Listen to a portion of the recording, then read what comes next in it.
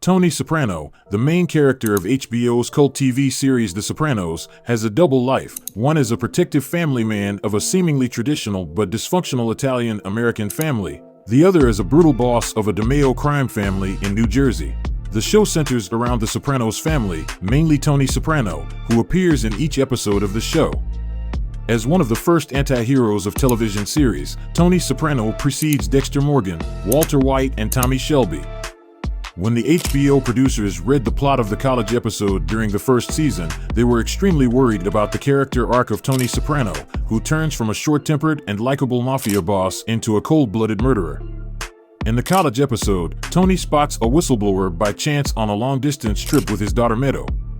When Tony makes sure that the guy is a rat who betrayed Omerta, he chases and strangulates him and then happily continues the trip with his daughter.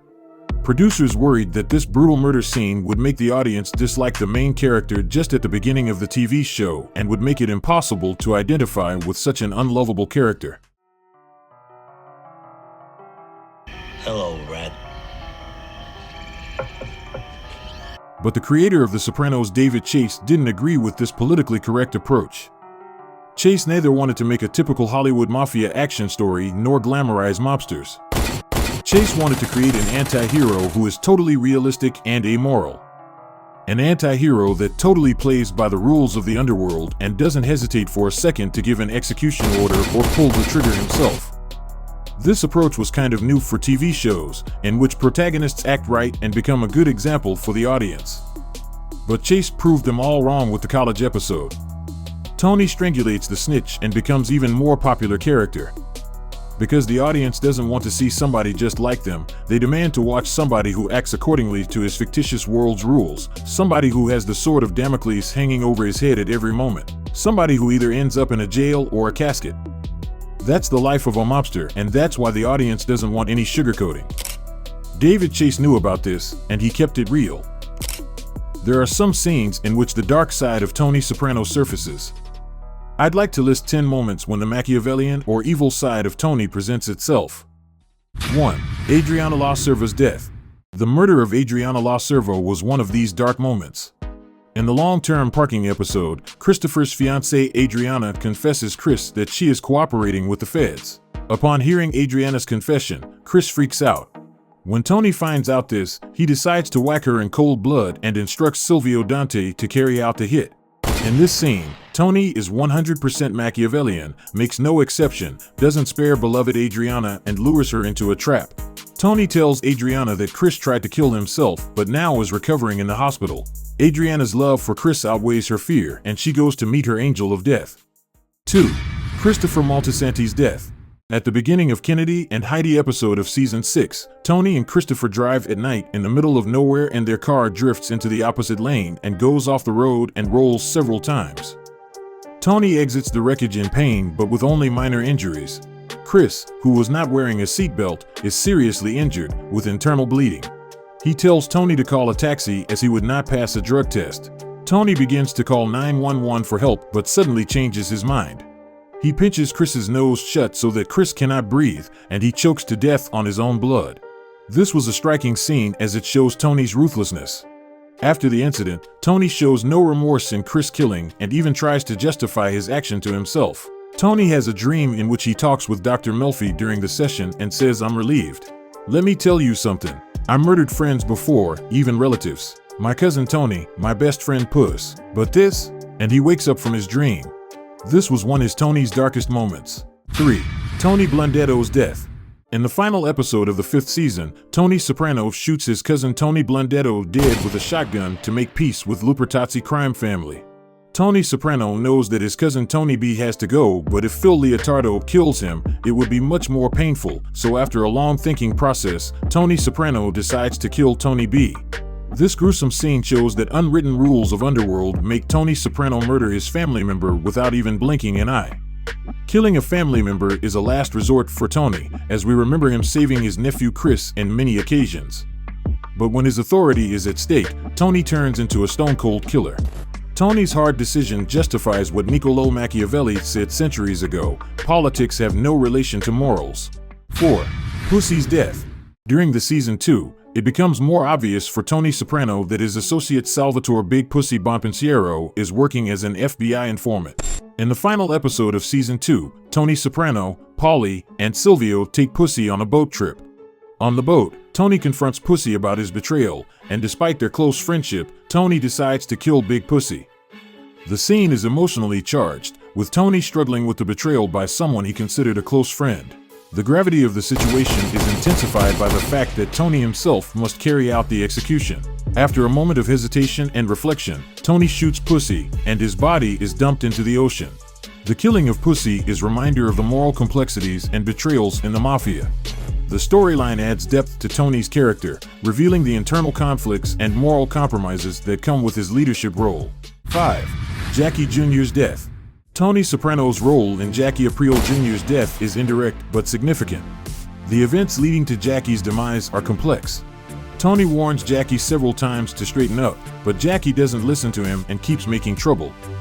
It becomes the last straw when Jackie robs low-level poker game, causing the death of the dealer Sunshine. After saving his ass several times, Tony this time turns a blind eye to Jackie's eventual hit. He gives the whole responsibility to Jackie's stepdad Ralphie to make the best decision. In this scene, Tony could easily have spared Jackie, but Jackie's increasingly reckless behaviors and involvement in crimes makes Tony concerned about his daughter Meadow's future with him. Tony's implicit permission to Jackie's death shows Tony's remorseless nature when it comes to violation of the strict rules of Cosa Nostra. 6. Ralph Cifaretto's death.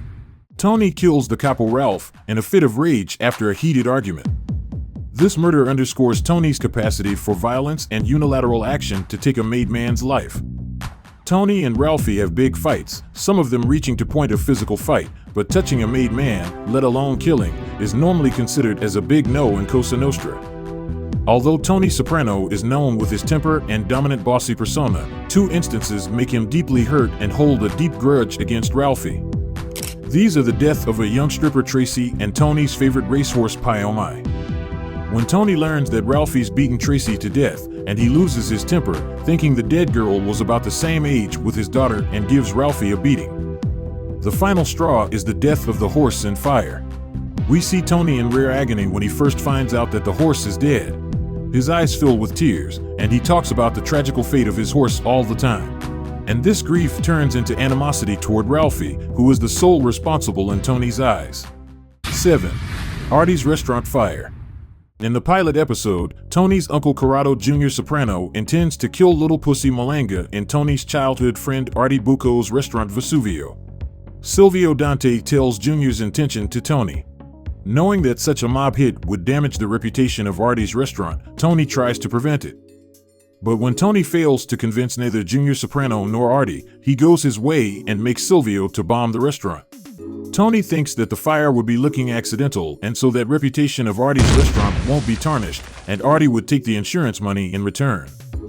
Even though Tony's intention was to save his close friend's reputation, the way he does it is very Machiavellian and destructive. There is an old saying for this situation: the road to hell is paved with good intentions.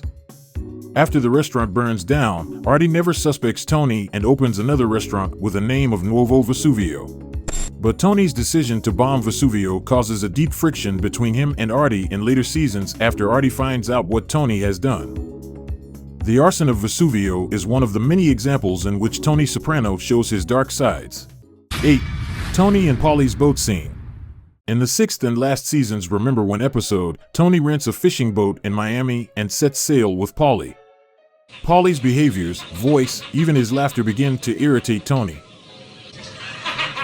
Tony also starts to question Paulie's loyalty after the joke incident about Johnny Sack's wife. Tony thinks Paulie was the one who told Johnny Sack about the joke. All these negative feelings make Tony consider whacking Paulie on the boat. In The Sopranos, going on a boat trip is generally synonymous with getting whacked. So, Paulie feels nervous, but he ain't got a choice. When Tony goes to grab a bottle of beer, he sees a knife on the ground. The camera shot makes us to think that Tony is about to kill Paulie. But Tony can't do it and gets mad at himself. Tony's dark and dangerous side again becomes visible in the scene. Toward the final season, Tony gets more and more darker and more paranoid as rival families and feds try to corner him. 9. Tony's infidelity. Tony consistently cheats on her wife Carmela. Like all wise guys, he has many gumars. Gambling and adultery are routine activities of them. They even make fun of faithful guys like Bobby Baglieri. In later seasons, Tony has intense arguments with Carmela over his infidelity, and they eventually decide on separation. Because of Tony's constant infidelity, even his right-hand man Furio goes against him and leaves the US. While Tony seems like a tough guy, his infidelity contributes to his emotional struggles and decreases business performance. 10. Intimidating Hesh. In the final season, Tony has a dispute with his longtime friend and unofficial consigliere Hesh Rabkin over a debt. Tony borrows a bridge loan worth $200,000 from Hesh, but later struggles to pay it back due to gambling addiction. As Hesh gets more and more impatient about his unpaid loan, he also starts to worry about his life. When Hesh's girlfriend suddenly dies, Tony visits Hesh to offer his condolences, brings full amount of his debt in a paper bag, and somewhat settles their dispute. Although Tony and Hesh go back a long way, we see Tony's potential to kill his longtime friends over a debt issue or a simple argument. Tony Soprano is a complex and multifaceted character. His dark character traits build up the tension and uncertainties in the show.